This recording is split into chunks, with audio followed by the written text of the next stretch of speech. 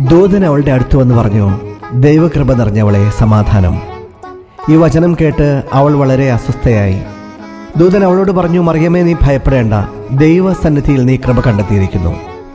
രക്ഷകന് ജന്മം കൊടുക്കാനുള്ള പ്രക്രിയയിൽ വളരെയധികം ആശങ്കകളിലൂടെയാണ് മറിയം കടന്നുപോയത്. എന്നാൽ അതെല്ലാം പരിഹരിച്ച് മുന്നോട്ട് പോകാനുള്ള കൃപയും വെളിച്ചവും ദൈവം അവൾക്ക് നൽകി. ഇന്നും ദൈവിക പദ്ധതികൾ നിറവേറുന്നത് കഷ്ടതകളിലൂടെയും ക്ലേശങ്ങളിലൂടെയുമാണ്. എന്നാൽ അവയെല്ലാം പരിഹരിക്കാനുള്ള കൃപയും ബലവും ഇന്നും ദൈവം നമുക്ക് തരുന്നുണ്ട്.